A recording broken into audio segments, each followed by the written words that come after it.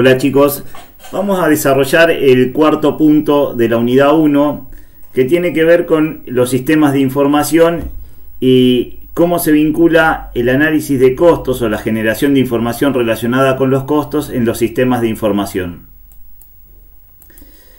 Vamos a decir, el sistema de información típico es el sistema de información contable que se ocupa de identificar, medir y registrar hechos económicos que afectan al ente. Pero podemos distinguir dos grandes tipos de usuarios de la información que se genera. Uno son los usuarios internos, los gerentes, los dueños, el gerente general de la empresa, los gerentes de cada sector, que necesitan información para toma de decisiones y poder gestionar y manejar la empresa día a día. Y también están los usuarios externos, los accionistas, potenciales inversores, instituciones de crédito que le pueden querer prestar plata a la empresa, organismos de recaudación que también necesitan información para tomar decisiones en los vínculos que tienen que tener con la empresa. Lo que vamos a decir, la contabilidad es un único sistema de información, y estos dos subsistemas, la contabilidad patrimonial, cuyo principal objetivo son los estados contables, se ocupa de generar información para los terceros que están afuera de la empresa. Y la contabilidad de gestión básicamente se ocupa de generar información para toma de decisiones internas. Mide la generación y transformación interna de valor que ocurre en los entes.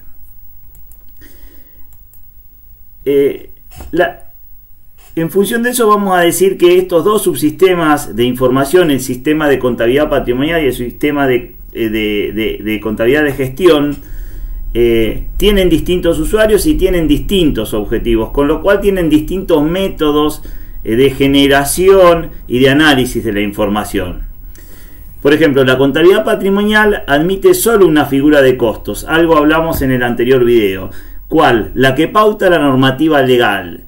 ¿Y por qué es eso? Porque básicamente, como esa información que yo genero en la contabilidad patrimonial, cuyos principales objetivos son los estados contables, están destinadas a terceros, yo no puedo tener varios criterios a los efectos de definir cuál debería ser el costo, sino que tengo que tener uno para que el tercero, cuando lee la información que generó internamente la empresa, sabe con qué criterio se hizo y no puede verse engañado.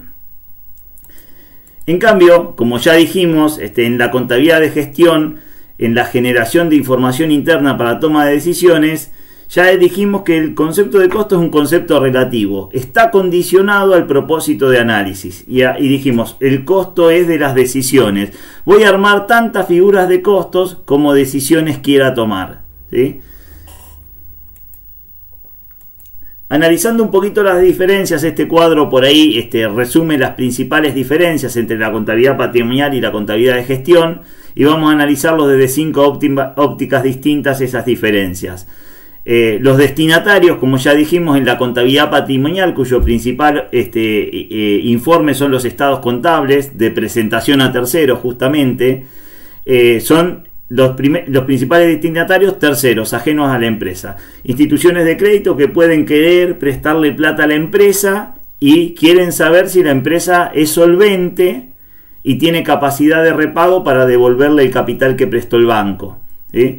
Organismos de recaudación que quieren saber si los impuestos que autoliquidó la empresa están bien liquidados, ¿sí?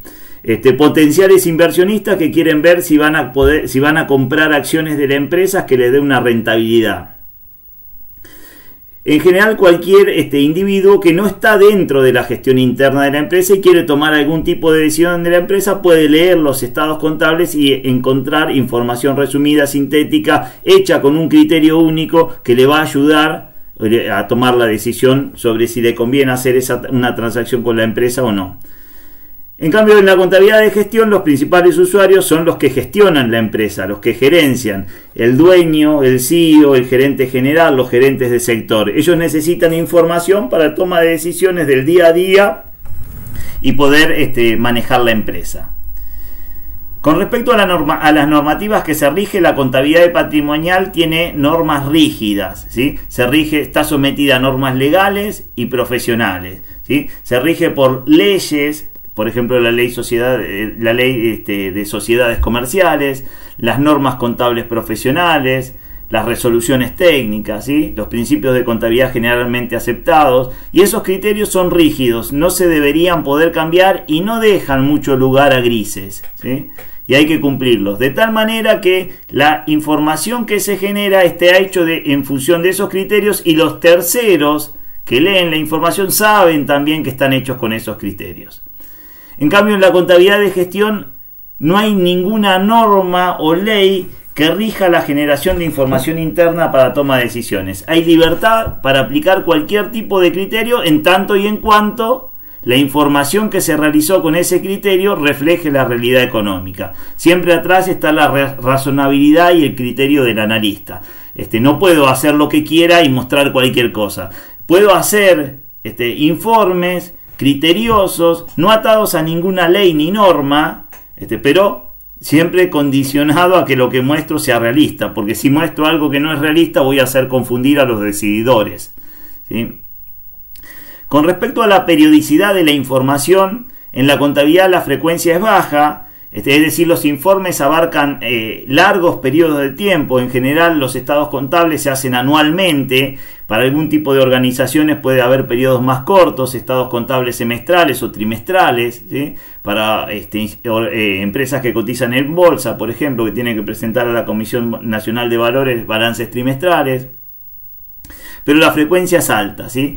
En cambio, en la contabilidad de gestión, la frecuencia es alta, digamos en la contabilidad patrimonial los periodos son amplios, la frecuencia es baja.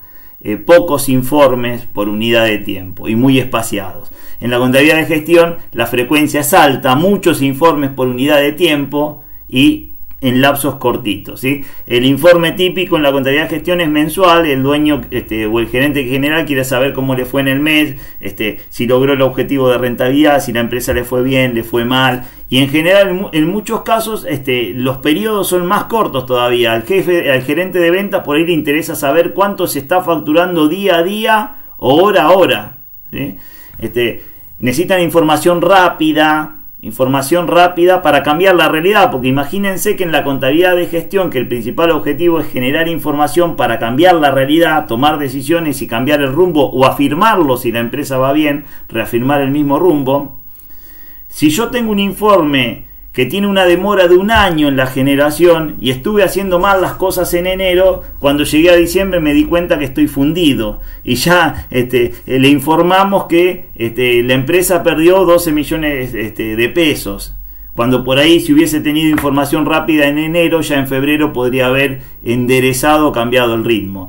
Muchas veces en la contabilidad de gestión se sacrifica la exactitud en pos de la rapidez. Es mejor tener un informe rápido y oportuno y no tan exacto, para ya ir dando información a grosso modo para que se permita cambiar la realidad si algo va mal, ¿sí? Al dueño de la empresa, la verdad que pasado un mes no le interesa saber si perdió 214.555,58 pesos. Sabe que perdió y es malo. Por ahí es mejor decirle estamos perdiendo en torno de 200.000, después sacamos el número más exacto, pero estamos perdiendo y ya empecemos a hacer algo. No importa el número exacto, ¿sí? Los tipos de información en la contabilidad patrimonial se maneja con información pasada, ¿sí? Ex post, histórica, y la información es resumida, sintetizada, pocas cuentas en general, pocos rubros y muy sintética. En la contabilidad de gestión se trabaja con información pasada, pero también proyectada. En varios informes de gestión, sobre todo vinculados a la toma de decisiones, se hacen proyecciones de qué ocurriría si cambio el proceso productivo, qué ocurriría si cambio esta máquina, se hacen simulaciones, ¿sí? Y la información es mucho más detallada, tengo muchos más datos, justamente para poder hacer análisis más profundos. Con respecto a los principios que priman, en la contabilidad patrimonial priman todos los principios contables, pero por ahí están los que más peso tienen son el principio de objetividad y prudencia. Son dos principios, el principio de objetividad y prudencia. El de objetividad justamente lo que dice es que la información que se mide contablemente debe ser de medición objetiva. Viene al caso por los destinatarios que van a usar la información, los terceros. Si yo tengo ciertas subjetividades en la medición de ciertos hechos contables y los puedo interpretar y reflejar en números a mi criterio, yo puedo engañar a los terceros. Entonces, se exige objetividad en la medición de los hechos económicos. Por ejemplo, la contabilidad patrimonial permite reflejar y registrar el interés sobre el capital de terceros. Si yo voy y necesito plata, le pido plata a un banco y me cobra el 30% anual, el interés que me está cobrando ese 30% anual es un costo financiero y lo deja registrar la contabilidad patrimonial. Ahora, si ese capital, en vez de pedirlo al banco, donde hay un contrato de mutuo, donde hay un interés explícito cobrado, lo trae un dueño, ahí no permite registrar el interés del capital propio, la contabilidad patrimonial, porque no es de medición objetiva, porque el dueño es parte y contraparte, y podría decir, la plata que yo presté a la empresa le voy a estar cobrando a mi propia empresa un 50% de interés o un 10% de interés, y podría estar manejando esa variable, es decir, al no ser de medición objetiva no se permite registrar. Y el principio de prudencia, que lo que trata de hacer también es ser prudente en el sentido de registrar lo más tarde posible los ingresos y lo antes posible los costos. En general hay varios criterios contables o principios contables que dicen, si hay duda de un costo, hagamos una previsión, registrémoslo ya. Ya registremos el gasto o el costo preventivamente.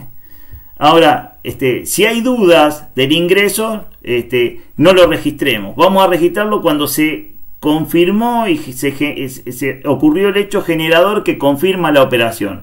Por eso las ventas se registran a último momento cuando ya se dio la transacción de entrega del producto y no en el momento en que se compra la materia prima, se hace el proceso productivo, que ahí ya estoy agregando valor al proceso, sino en la última etapa cuando ya vendo, cuando terminé todo el proceso de compra de factores, acciones productivas y proceso de comercialización, cuando se dio la última etapa, ahí recién registro la venta. ¿Sí? Soy prudente. El tema es no reconocer ingresos antes de que realmente ocurran para no engañar de nuevo a los terceros.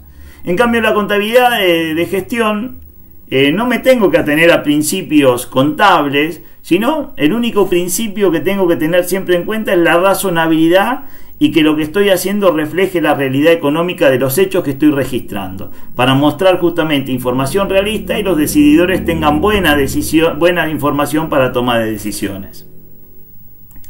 Bien, todo esto podemos resumirlo que estos dos subsistemas de información, la contabilidad patrimonial y la contabilidad de gestión, tienen esas diferencias de criterio justamente porque tienen dos objetivos distintos. Podríamos resumir el objetivo de la contabilidad patrimonial como es generar información destinada a los terceros para proteger sus intereses, ¿sí? Por eso la información tiene que ser rígida, estricta, hecho con determinadas normas, tiene que estar auditada por un contador, la empresa hace la información, los estados contables y un auditor los revisa a ver si están hechos de acuerdo a principios de contabilidad generalmente aceptados y a normas contables, ¿sí? Para que esos terceros no se vean engañados, ni el Estado vea que se le está pagando menos impuestos de lo que corresponde, ni el accionista que compró la empresa se le muestre que tiene menos rentabilidad o más rentabilidad de la que espera y que debería tener, o un banco que le quiere prestar plata no se vea incitado a prestar plata a una empresa que después se va a volver insolvente. En cambio, el objetivo primordial de la contabilidad de gestión destinada a los usuarios internos es generar información interna que refleje lo más fielmente posible la realidad económica con el objeto de generar informes, datos para toma de decisiones, ¿sí? ¿Cómo? Sin ningún criterio, salvo que refleje la realidad económica, que sea razonable, que sirva para tomar decisiones, que sea oportuna, ¿sí? Y que le llegue a los decididores de manera clara, rápida, para que el decididor tome buenas decisiones para ir gestionando la empresa. Bien, Con esto terminamos el punto 4. En próximo video vamos a ver el último punto de la unidad 5, cómo armar el sistema de información y ese vínculo entre la contabilidad de gestión y la contabilidad patrimonial. Muchas gracias.